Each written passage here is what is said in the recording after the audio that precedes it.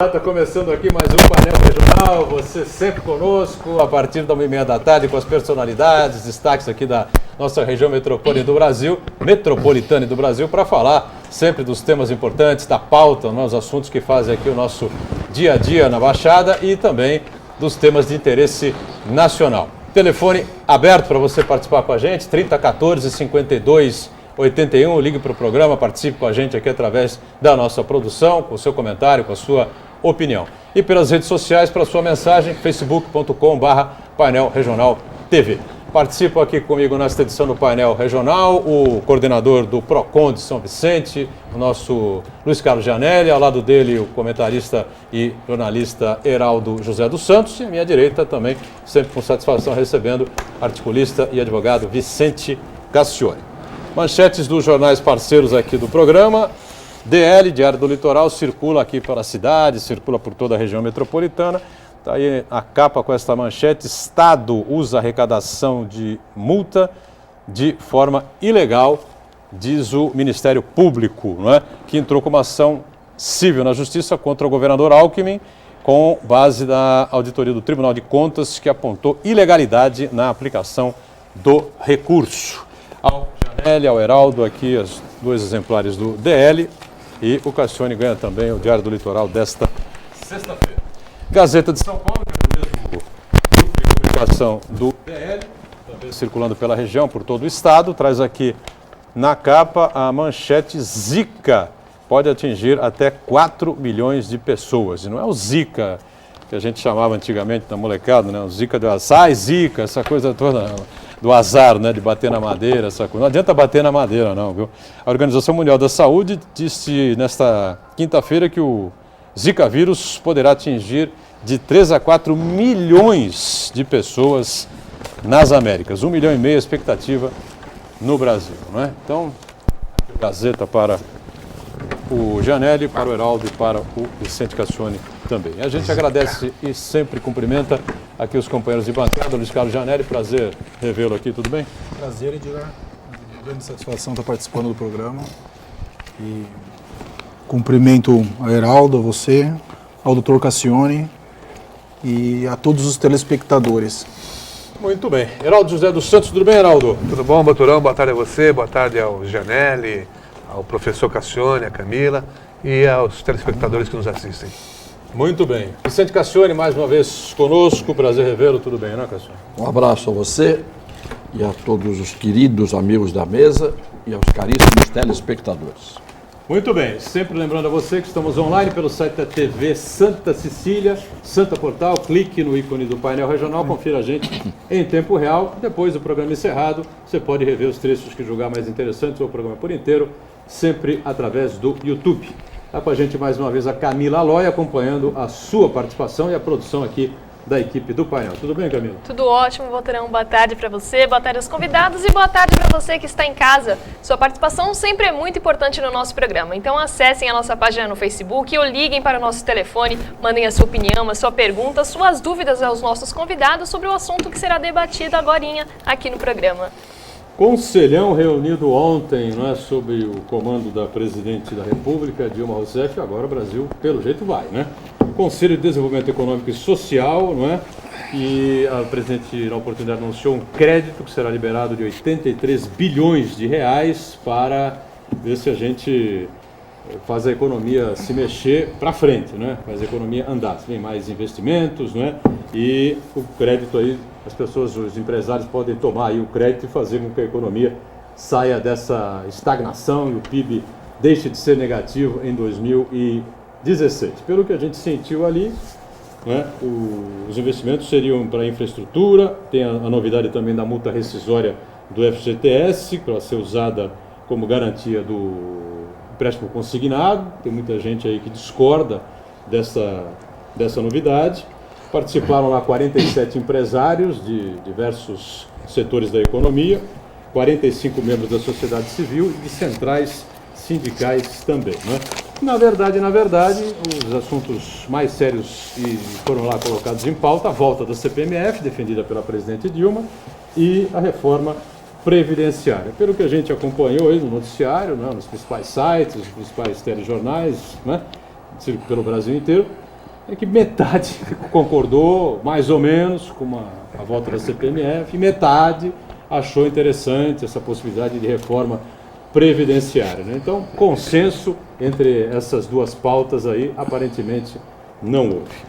Você acompanhou isso, ô Heraldo? O que você achou aí dessa reunião toda? Vai agora o Brasil ou não? Não vai. A presidente está fazendo chantagem, na verdade, da mesma forma que ela apresenta a CPMF, ela diz com a outra mão, olha, se não tiver CPMF, vai ter reforma na Previdência e, na verdade, liberar crédito através de banco oficial mediante empréstimo, acredito que não seja uma boa modalidade para superar esse momento de crise. Está jogando para os holofotes novamente, tentando sair do atoleiro, mas vai continuar patinando. Há quem diga que é o bode na sala, não sei se você concorda, Janelli, para desviar o assunto impeachment. Não sei qual é a sua visão a respeito do que aconteceu ontem em Brasília. Eu vou ser bem sincero. Eu acho que é importante o gestor público ele ouvir a sociedade, mas eu acho que não há necessidade de você criar um conselho de empresários para servir de respaldo. E a política econômica da Dilma, eu não sou economista, até posso estar pecando naquilo que eu estou falando. E na semana passada ouvi uma entrevista do Barusco falando sobre a necessidade de liberar mais, reduzir a cobrança do compulsório a fim de ter uma melhor liquidez e crédito. E a Dilma vem hoje com essa proposta de estimular a economia por meio da liberação de crédito em banco público. Mas assim, muito que eu leio a respeito de economia, eu não vejo o grande problema do Brasil como a falta de liquidez de crédito. Pelo contrário, o crédito existe. O grande problema do Brasil é que o crédito, o dinheiro brasileiro está caro em virtude de uma taxa de juros. Então não se discute, acho que a grande discussão do momento, pelo menos que eu vejo muitos economistas escreverem e falarem, não é na falta de crédito para a economia. O crédito existe. O que falta, o que existe é que o crédito está caro, nós estamos com uma taxa de juros de 14,25% ao ano, de modo que o empresariado está evitando de retirar esse crédito em virtude dessa taxa de juros. Eu não sei se essa medida da presidenta Dilma de estimular o crédito, estimular a economia por meio de uma liberação de crédito para o setor público, não vai fazer com que, mais à frente, a inflação mantenha-se como está ou venha aumentar. Então eu discordo assim, inicialmente dessa proposta e esse conselho eu acho completamente desnecessário e tem uma finalidade extremamente política, haja vista que para conter e manter o PMDB ao seu lado, ela está encampando uma proposta apresentada pelo Michel Temer. Muito bem. Vicente Cassione, não é, que conviveu lá nos bastidores políticos de Brasília, com 2 mandatos de deputado, longa experiência, enfim, acompanhou isso ontem também, essa reunião com o tal do Conselhão. E para onde vamos então, Cassione? Agora vai a economia? Vai o Brasil ou não vai mesmo? Bom, eu por enquanto só ouvi gente falando coisa séria aqui no programa. Então eu tenho a obrigação de tentar seguir no mesmo ritmo, ou no mesmo rumo. 92 conselheiros, só que tudo invertido. Em vez de eles darem o conselho, a Dilma chamou 92 conselheiros para ela dar conselho. Não sei se perceberam que no discurso que ela fez, com aquele ar autoritário, com aquele ar arrogante, com aquele nariz empinado, né, virou-se para todo mundo e pôs-se a dar conselhos, inclusive tentando convencer a todos, como uma boa conselheira, de que a CPMF é a melhor saída que nós temos hoje para o Brasil. Então está invertido o negócio. Eu chamo 92 conselheiros para eu dar a eles o conselho de que aceitem a minha fórmula. Ninguém se tocou disso. Isso é a Dilma. Quando eu era criança, aprendi no colégio, não me lembro o nome do poeta, uma poesia que eu não sei inteira, mas o começo eu lembro, porque essa poesia sempre me serviu de rumo, para eu não ser o personagem dela. Tertuliano frívolo Peralta, que foi um paspalhão desde fedelho, tipo incapaz de ouvir um bom conselho, tipo que morto não faria falta. Essa história ficou sempre na minha cabeça, do Tertuliano. não há dúvida nenhuma de que quem não é capaz de ouvir um bom conselho, não vou chegar ao extremo de dizer que não faz falta se morrer, mas deveria, pelo menos, morrer para a atividade que exerce. Deveria ser extinta na atividade que exerce. A reunião de ontem serviu apenas para a presidenta dar aos seus conselheiros, entre aspas, aconselhados, a ideia de que tem que engolir a CPMF de qualquer maneira. Não há outra saída para ela no governo que ela gere. Não há outra saída. Quando, na verdade, eu escuto todos os dias muita gente dizendo que a melhor saída é a saída dela. Essa é a melhor saída. Perdeu a credibilidade, perdeu o rumo, está absolutamente desnorteada, isto é, está sem norte, a bússola aponta para o norte e guia as pessoas. Ela está sem norte. Tem uma equipe completamente submissa, ela desmente o próprio ministro da Saúde. O ministro da Saúde diz, estamos perdendo a guerra para o mosquito. Ela vem e diz, não é isso que ele quis dizer. O que ele quis dizer foi isso, isso, isso. Então, até isto ela faz. Você diz uma coisa, ela passa por cima do que você diz e dá a interpretação do que você diz, segundo ela, como a verdade que ela quer vender. Eu vou fazer o seguinte, vou interromper você, nós estamos com um pequeno probleminha, preciso sair para um rápido intervalo e daqui a pouquinho a gente retorna aqui na sequência do painel regional, em instantes. Estamos de volta, então, a sequência do nosso painel regional, aqui com Janelle, com Heraldo, Vicente Cassione, Camila atenta aí ao time, à nossa produção e, claro, a sua participação sempre importante com a gente aqui. Só queria registrar que Guarujá quer e merece sempre mais, né? Informação importante que vem da Prefeitura e para a cidade ter aí tudo aquilo que é preciso, né? Existe o IPTU. Mais pavimentação para ir e vir, mais saúde para viver, mais educação para crescer e mais iluminação para ter segurança, mais lazer para sorrir, é o que diz aqui a Prefeitura de Guarujá. Pague, você que mora em Guarujá, o IPTU 2016 em dia e a cidade só tem a ganhar. Vem aí o IPTU premiado, aguarde para saber mais. Agora, outra boa notícia, o Refis 2015 foi prorrogado até o dia 30 de março. Você que tem débitos com o município de Guarujá tem até 30 de dezembro, até 30 de dezembro de 14, né? Não pode perder mais essa oportunidade que a Prefeitura está oferecendo. Negocie com até 100% de desconto em juros e multas. Fique em dia com Guarujá, pague IPTU e todos os seus débitos que estão atrasados. Portanto, a prefeita, inclusive, tinha dito isso aqui quando participou com a gente, não é?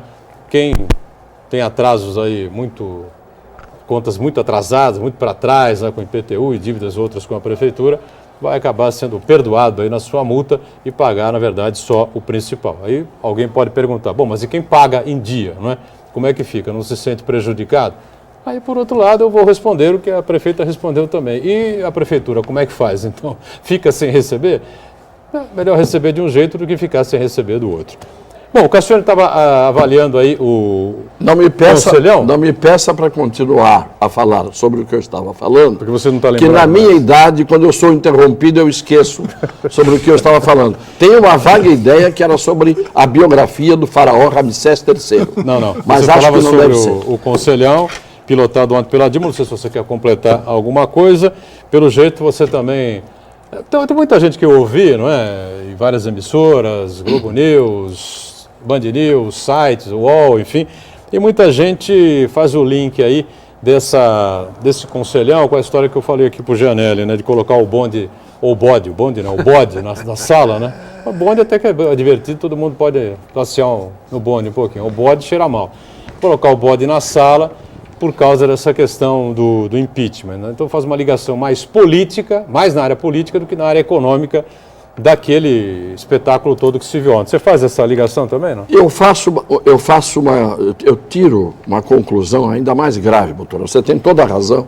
Essa sua colocação é evidente que um dos interesses dela é desviar o foco e para isso, se precisar sair de porta-bandeira na Grande Rio ou em qualquer outra escola, no Carnaval, ela vai fazer para desviar o foco em cima dela, mas não sob a luz do impeachment. O que eu fico mais estarrecido nessa coisa toda é que ela chama uma porção de gente para ouvir conselhos. E saíram todos se queixando dela e divergindo das coisas que ela disse. De tal maneira que o que eu acabei de dizer não é brincadeira. Ela chamou uma porção de gente para tentar vender uma ideia que acabou não pegando. Quer dizer, ninguém quis saber.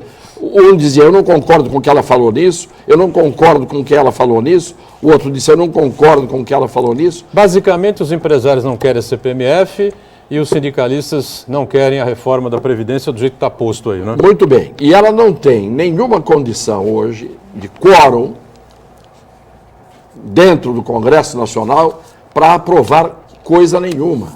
Então, a ingovernabilidade está caracterizada nisso. Eu não tenho aqui aquele viés do sujeito que espanca determinada figura pública só por espancar.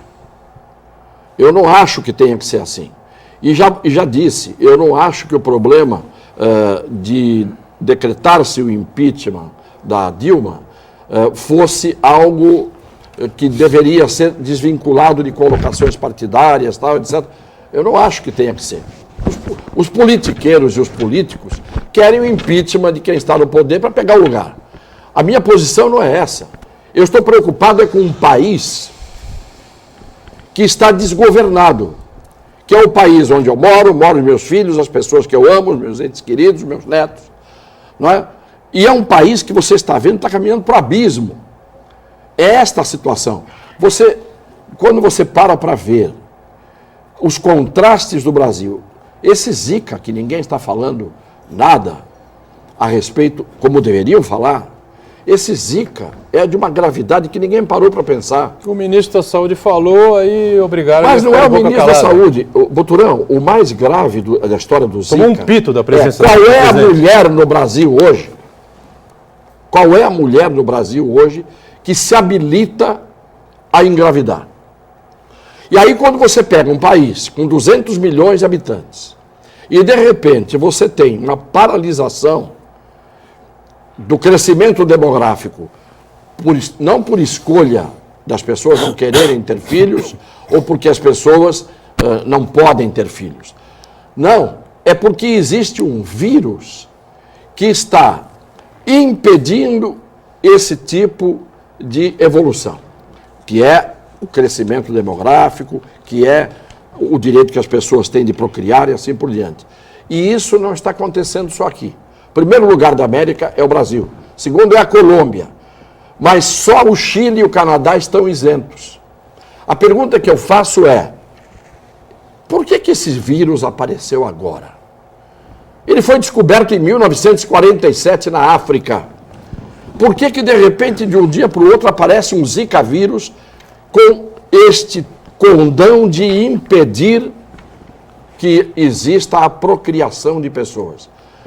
Eu não tenho muito escrúpulo em dizer que eu sou sempre adepto das teorias conspiratórias. Esses vírus que aparecem de repente, eu não sei se são criados nos laboratórios, como nas produções de Hollywood, em que você vê aparecerem os monstros, a mosca gigante, o mosquito assassino. Tá? De repente aparece, de um dia para o outro, um Zika que interrompe toda a gravidez universal. Quer dizer, será que ninguém para pensar de onde veio isso? De uma hora para outra? Ou esse mosquito estava adormecido desde 1947? Ele começou nos macacos vigilantes da África. Na floresta de Zika. O vírus, você diz, né? A floresta tinha o nome de Zika. O vírus. O mosquito não, o mosquito está aí já faz um tempão, né? O vírus. O vírus. Muito bem.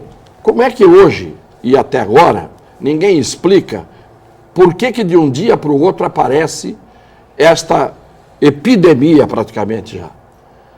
E não é só isso, todos os males que nós estamos enfrentando. Será que não há patriotas que sejam capazes de, ao invés de dizer, me dê o governo que eu resolvo, de dizer assim, eu saio do governo para que alguém resolva? Não, isso não vai acontecer, de jeito nenhum.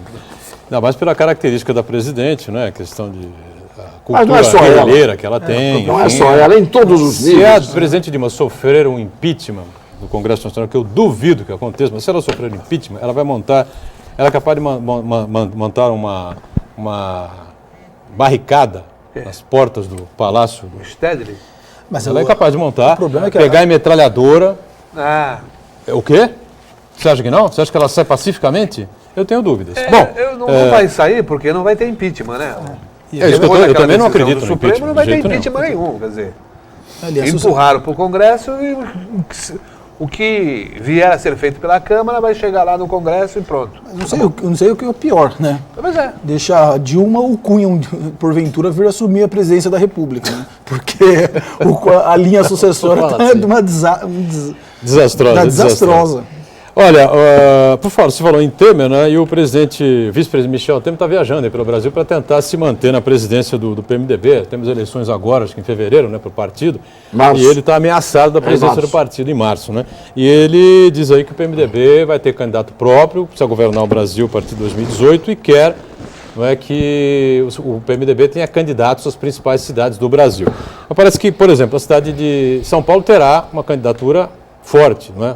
Pelo menos a princípio, sim, a ex-prefeita e senadora Marta Suplicy. Mas Santos parece que já abriu mão, né, o Heraldo? Ah, já. Isso já costuraram com o atual prefeito, Paulo Alexandre Barbosa. PMDB não lança candidato. Aliás, ao tempo em que ainda era vivo o presidente da Câmara, Marcos de Rossi, a negociação que se fazia é para que o Marcos fosse guindado a vice na chapa a ser montada aí futuramente pelo atual prefeito, né? Mas de lançamento de candidatura própria, não. Aliás, o PMDB em Santos, na verdade, está meio esfacelado, né? Desde a saída do ex-prefeito? Desde a montagem do diretório, a saída do ex-prefeito, tudo isso contribuiu, né? Pois Tem é. uma junta lá hoje que não consegue juntar os PMDBistas. Muito bem. Olha, a Lava Jato, Gianelli Cassione, está procurando aí os proprietários lá dos imóveis do edifício Solares, em Guarujá, que a gente comentou aqui, né? A Polícia Federal e o Ministério Público estão considerando aí que a publicitária Neuci Varken seria aí o caminho mais curto para tentar chegar aí aos verdadeiros donos desse imóvel, aquela cobertura triplex, que teria um elevador fazendo ligação direta da garagem e tal, para que a família proprietária do imóvel não tivesse contato com os outros moradores. Você sabe que esse é o único prédio que, se aparecer uma equipe autônoma, espontânea, para fazer uma implosão, colocar todas as dinamites embaixo e dizer, vamos implodir o prédio, não vai aparecer um sujeito para dizer, não, meu apartamento está aí, eu sou dono do apartamento. É o único prédio cuja implosão vai ser feita sem que ninguém reivindique um dos imóveis dizendo que é proprietário. O que tem de dono ali, que não é dono de nada e não quer ser dono de nada, a solução, na minha opinião, era essa. Implode esse prédio. É o suposto esquema, não é? Você está acompanhando também aí, a gente está debatendo isso aqui já há 2 ou 3 dias, não é? Um suposto esquema de ocultação patrimonial, é o que está dizendo o Cassione, e lavagem de dinheiro, muito provavelmente dinheiro desviado, né, da corrupção da Petrobras. É a operação Triplo X, né, Janete? E estamos aí aguardando, né, quem é o dono lá do triplex, dos apartamentos lá do edifício Solares. É um mistério, né? Eu associando esse tema, um tema anterior referente ao PMDB, a eleição aqui de Santos, e esse grande problema, e aí eu vou entrar nesse tema de corrupção, o grande problema, a corrupção no Brasil eleitoral começa no momento em que os partidos políticos fazem essas composições para se manter no poder. Se tem 30 partidos, 33 partidos aqui hoje em dia atualmente, o Dr. Vicente Cassione, acho que cada partido tinha que ser uma obrigação legal de cada partido lançar o seu candidato. E essa reforma política que houve e acabou adentrando nesse mérito, deixou essa lacuna aberta para ter esses acordos políticos de modo que isso vai ser compensado e pagado com dinheiro público. E nós adentramos nesse mérito referente ao apartamento do Guarujá. O que é a Operação Lava Jato? O que é essa corrupção que existe na Petrobras? É o grande arrendamento da máquina pública para pagar acordos de ordem política e principalmente política partidária. E sempre são os mesmos partidos que estão envolvidos. E o grande problema é que isso fica de uma maneira enraizada na cultura brasileira, no sistema político brasileiro, e que isso não termina nunca. Então, a Operação Lava Jato e esse grande problema, tudo que está ocorrendo no Brasil, é só um ponto dentro de todo o mar de lamas que ocorre hoje no Brasil. Enquanto não houver uma reforma eleitoral em que faça um estabelecimento bem claro da posição política deste país, com a finalidade de você reduzir gasto público e com a finalidade de que estabeleça que um partido político tem que representar a voz da sociedade, e se tiver que representar a voz da sociedade tem que ter candidatura própria, e não deixar dessa maneira em que haja esses acordos extremamente fisiológicos com a finalidade de adentrar na máquina pública, e uma vez adentrando na máquina pública, fazer um completo assalto com a máquina pública por meio de desvio de dinheiro de licitação, dentre outras coisas mais, cada vez vai acontecer mais. E Apartamento do Guarujá, Operação Lava Jato, e dentre outras que vão ocorrer para tentar, de certa maneira, inibir a corrupção no Brasil, que não vai se inibir tão cedo enquanto esse sistema nefasto continuar. Mas você quer ver uma coisa? Você acabou de dizer que cada partido tinha que ter uma candidatura própria. São 34 partidos políticos no Brasil. Se você tiver 34 candidaturas próprias, o povo vai eleger ou o PT ou o PSDB. Os outros partidos todos têm candidato. Tem Levi Fidelis, tem o Imael, tem essa gente toda. Não é? Tem a Luciana Genro. Não tivemos agora uma eleição com vários candidatos? Polarização foi entre quem? Entre o moço de Minas Gerais e a Rousseff. Então, o problema da mentalidade política começa pela falta de mentalidade política do povo. Porque o povo, é que nem aquele campeonato. Tem um campeonato com 20 clubes. Bom, mas quais são os grandes? Santos, Corinthians, Palmeiras, São Paulo, Internacional, Cruzeiro, Atlético e Grêmio. O resto, figurante.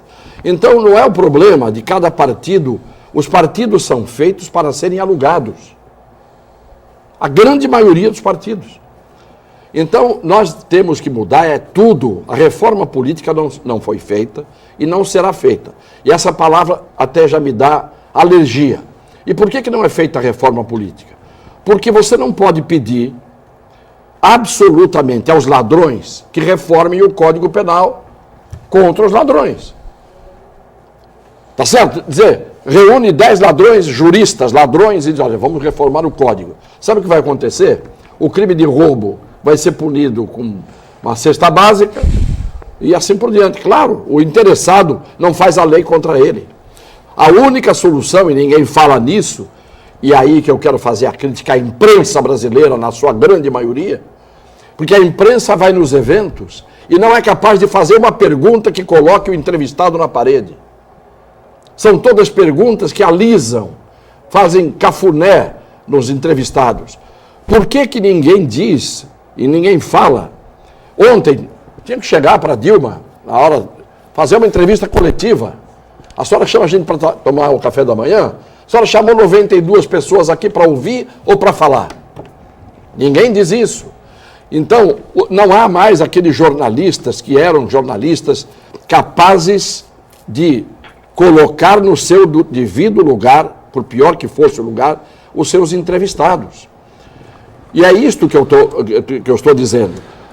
Se alguém falou até hoje, eu não ouvi, que a reforma política só pode ser feita a partir de uma constituinte específica, convocada para fazer a reforma política, acabou, todo mundo embora para casa. Nenhum deputado, nenhum senador pode fazer parte desta constituinte específica. É claro.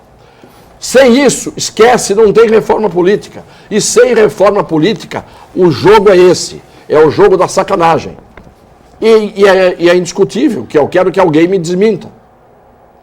Tem dúvida. O pior, doutor Cassione, essa foi uma proposta, inclusive, do PT. Por incrível que pareça, o PT realmente propôs uma reforma constituinte específica para a reforma política. Embora não tenha qualquer tipo de vínculo com o PT levantou esse tema. Proposta ele pode fazer.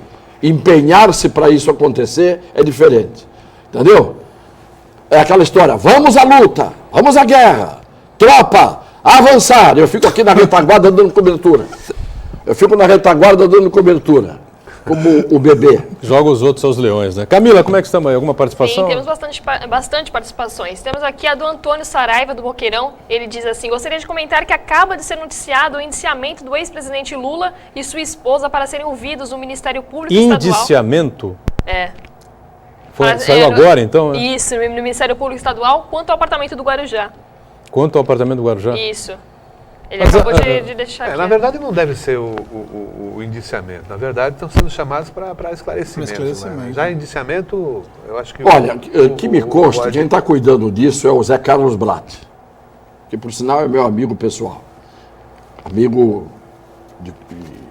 Pessoal mesmo, não é que eu conheço o Blatt. Se é o Blatt que está comandando o grupo, neste caso aí do apartamento do Guarujá especificamente, o Blatt pode ter determinado que a polícia indicie o presidente Lula. O Ministério Público pode exigir o indiciamento. Nós temos uma informação aqui. Indiciamento não é denúncia. No site da Folha, viu, Cassione? Ministério Público intima Lula a depor sobre triplex como investigado. O ex-presidente Lula e sua mulher Marisa Letícia foram intimados pelo Ministério Público de São Paulo a depor sobre o triplex no condomínio Solares em Guarujá na condição de investigados. Na condição de investigados é indiciamento. Veja, quando você ouve alguém no inquérito, ou você ouve em depoimento, ou você ouve em informações, por exemplo, pessoas que são ligadas à vítima ou ao réu, não têm obrigação de prestar compromisso, portanto, prestam informações. Você tem o que presta depoimento e quem vai ser ouvido e é interrogado, este está indiciado. O indiciamento é uma condição de ser colocado sob suspeita dentro do inquérito policial. Se ele está prestando depoimento como indiciado, como investigado, ele vai ter que ser indiciado. Porque o investigado é indiciado. Põe o dedão lá, identificado, e consta o inquérito policial na capa, indiciados. João, Maria, Antônio, Pedro, Vicente, Boturão, tá certo? Na capa do inquérito. Isso não é processo. O processo nasce a partir da denúncia formal escrita, formulada pelo Ministério Público. Que não existe ainda, né? Que não existe. Agora, o indiciamento no inquérito fica a critério do delegado que preside o inquérito ou do Ministério Público. Se o Ministério Público mandou intimar para ouvir, como na condição de investigado, o indiciamento é automático. Olha, também, segundo a Folha, foram chamados o dono da OAS, o Léo Pinheiro, preso na Operação Lava Jato, está em liberdade hoje, e o engenheiro da empreiteira Igor Pontes, que teria participado de uma reforma nesse imóvel. O depoimento do ex-presidente foi marcado para o dia 17 de fevereiro, né, mês que começa na segunda-feira, e o pedido foi feito pelo promotor Cássio Concerino. Cássio Concerino, que era daqui de Santos. Sim. A mãe dele foi minha aluna na faculdade e o pai dele foi promotor aqui em Santos. Então é o Cássio Concerino que está integrando esse grupo. Aliás, saiu a matéria na Veja, até com a foto dele. E ele agora está indo adiante. O Cássio Concerino é um promotor bom, mas ele é um pouco afoito. Só agradecendo, como é o nome do telespectador, ô Camila? Você tem ainda aí, não? Deixa eu só dar uma olhadinha aqui. É do Antônio Saraiva, do Boqueirão. Então agradecer aí, até pela informação, né, do Antônio Saraiva. Obrigado pela participação com a gente aqui. Mais alguém conosco, não? Sim, temos a participação do Orlando. Ele diz ao Dr. Cassione: essas soluções que a Dilma conseguiu através do Conselhão não são inócuas, pois não tem que passar pelo crivo da Câmara primeiro antes de ser protocolado? Ele pergunta, né? É certo o secretário de Saúde do Rio de Janeiro dizer que o mosquito da dengue está praticamente erradicado? Será que eles fizeram um acordo com o mosquito para ficarem sossegados no carnaval e nas Olimpíadas? Já puseram no hospício o secretário de Saúde do Rio de Janeiro? Porque o sujeito que diz uma coisa dessas está absolutamente louco, varrido. Está jogando para a torcida por causa dos Jogos Olímpicos. Mas e o pior é o seguinte, é todo mundo querendo que a gente tire água de pratinho e de pneu, como se o Brasil fosse um grande território feito de pneus e de pratinhos. A verdade é a seguinte, é um país em que não existe saneamento básico, onde você tem comunidades urbanas absolutamente desprovidas de rede de água, de esgoto, de etc, etc, etc. Como o mosquito da dengue, o Aedes aegypti, porque tem autoridades falando Aedes egípcio. Egípcio era o faraó. Aedes aegypti. Esse mosquito, ele é urbano.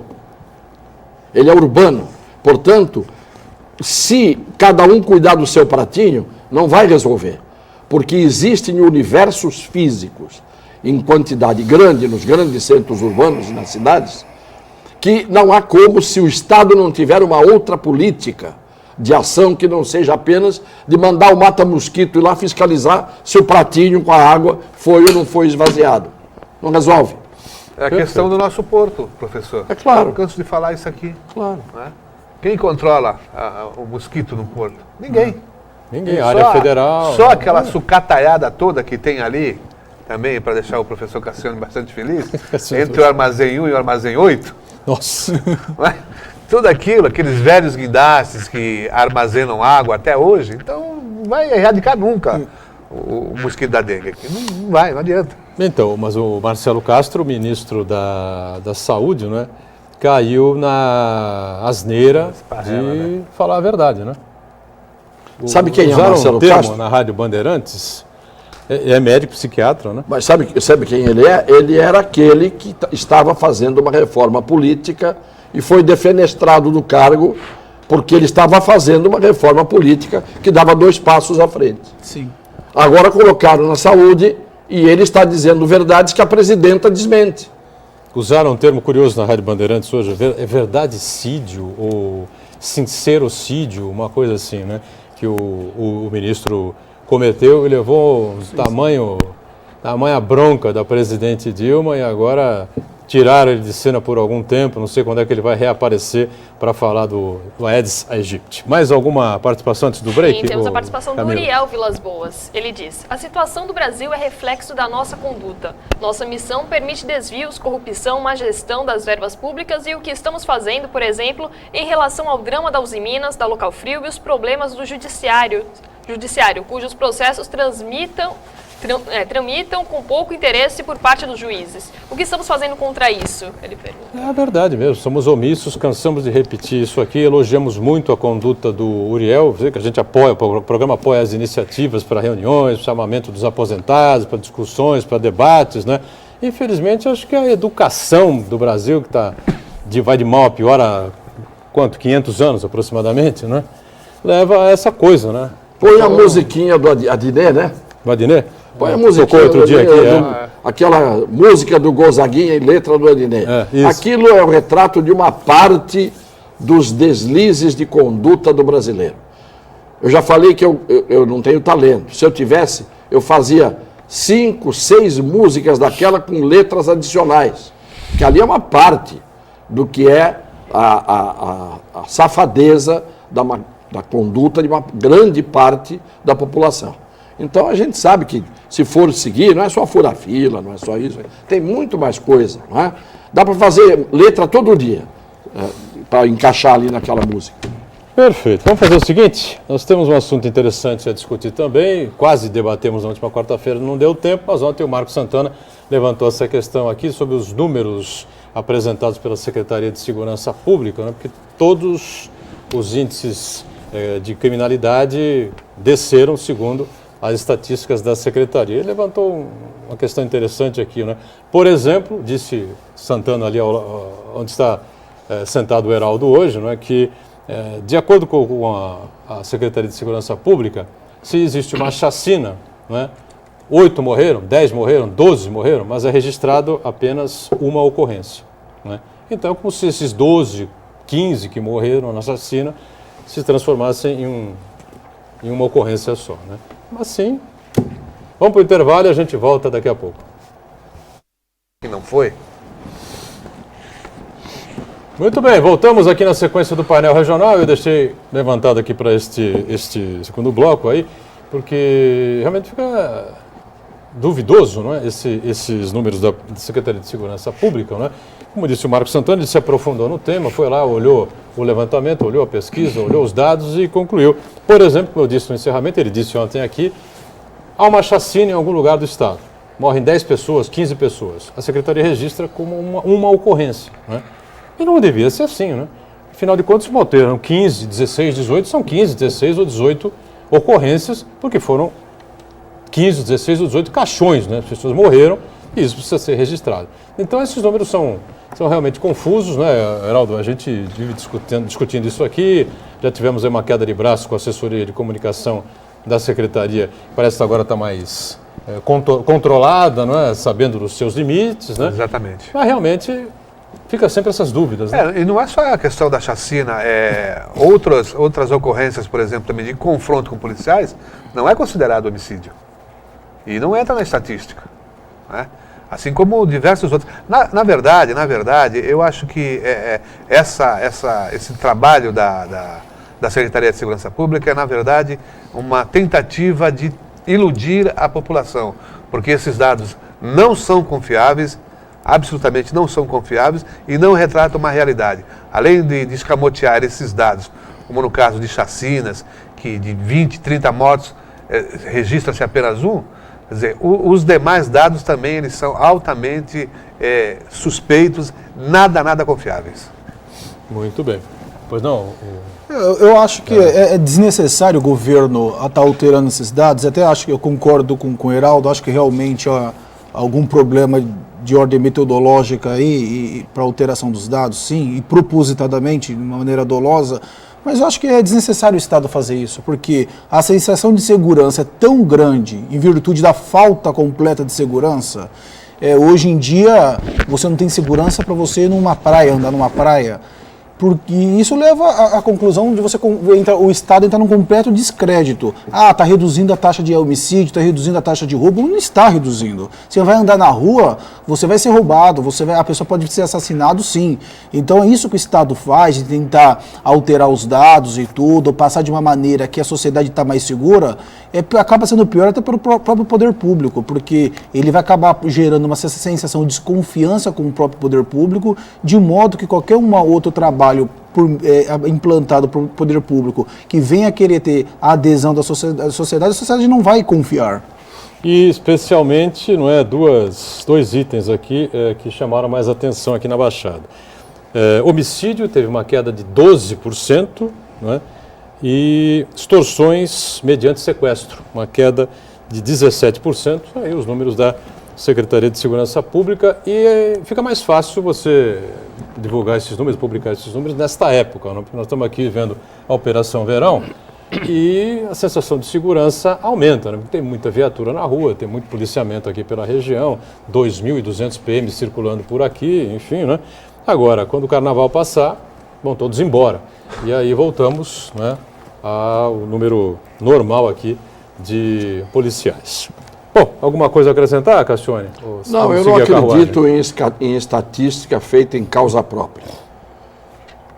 Claro que o governo, fazendo uma estatística do que ele faz, ele põe os números que ele quiser. Quem é que contesta? Quem dê auditoria para saber se isso é verdade? Quem é que junta todos os registros, manda para o governo e o governo divulga como? Estatística feita em causa própria, eu faço... Da minha casa, por exemplo, eu faço o que eu quiser. Não é? Eu digo que na minha casa tem tantos móveis, tantos sofás, tantas cadeiras, tantas mesas, tantas geladeiras, tantos aparelhos de televisão. Você sabe se tem? Sou eu que estou dizendo. Claro. Então, estatística feita em causa própria, vinda da Secretaria de Segurança, ou melhor, da Secretaria de Insegurança, no mínimo é uma estatística que me deixa profundamente inseguro em relação ao seu resultado. Eu lembro do debate presidencial de 1989, quando no segundo turno, um dos últimos debates, o candidato Collor disse, quando o Lula falou que tinha lá um aparelho de som em casa e tal, ele virou-se para a câmera e disse, vocês estão vendo? Ele tem um aparelho de som na casa dele, eu não tenho na minha. Heraldo José dos Santos queria levantar aí um assunto aí diz respeito à questão da merenda, uma coisa tal da cooperativa, a COAF, né? COAF Brasil, COAF. Né? Não, na verdade... O que chegou a Santos, enfim, uma coisa que está mal na verdade, explicada, está nebulosa aí. Eu acho que deveria haver uma explicação maior por parte da Prefeitura de Santos em relação a isso, porque o que se fala é de alteração do preço entre 20% e 40%, aí, além do que realmente os produtos estariam precificados, porque essa COAF aí está envolvida em várias prefeituras e atingiu aí nomes de peso do Tucanato Paulista. O presidente da Assembleia Legislativa, né, o Fernando Capês, e também o secretário, o Duarte Nogueira. Né? E é curioso porque... Mas ambos negam, né? Ambos negam. Agora, o curioso é que o professor Capês e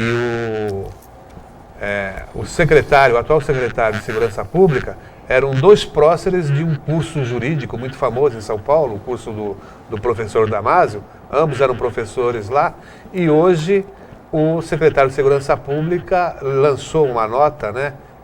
Na verdade, um tremendo torpedo sobre o Capês, dizendo que a Polícia Civil Paulista e o Ministério Público estão fazendo um excelente trabalho para morigerar, né, essas questões relacionadas à educação, merenda escolar, atingindo o Capês, né, atingindo de morte.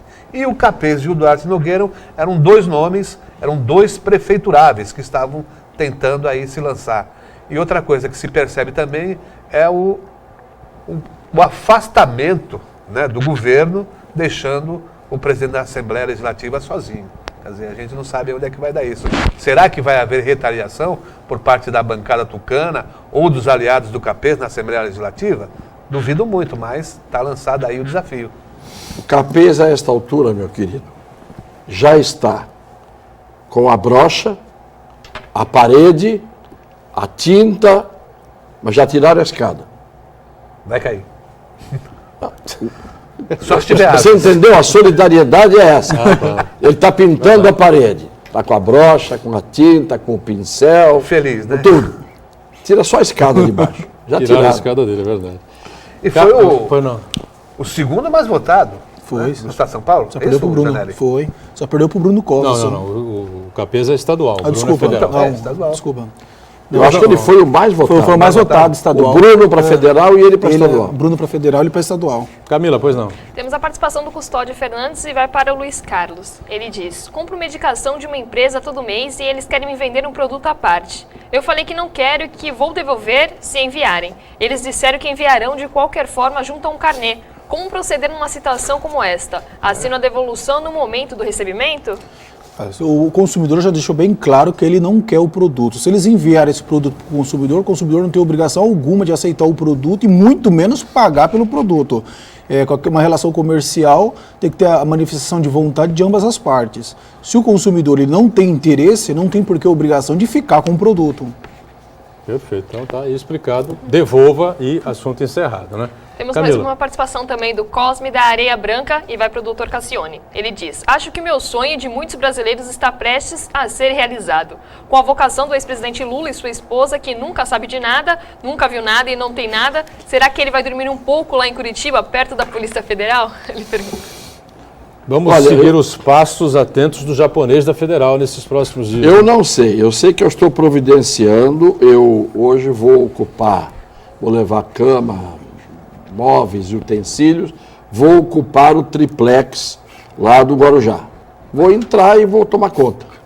Quero ver quem é que vai entrar com uma reintegração de posse contra mim. Tem que ser o dono. Se não tem dono, ganhei uma cobertura lá de triplex tranquilamente. Tirando a ironia e a brincadeira feita de lado, eu não sei se o Lula vai dormir em Curitiba tão cedo. Porque há bastante tempo, tudo está na órbita dele, girando em órbita. Nele não chegou nada até agora. Não é? Então, vamos ver. Se tiver alguma acusação procedente, ele vai dormir em Curitiba, porque ele é um brasileiro como qualquer outro. Antes de ser presidente, durante o tempo em que foi presidente e depois de ser presidente, ele é um brasileiro como qualquer outro. Só que não é qualquer outro que tem tantos matizes diferentes.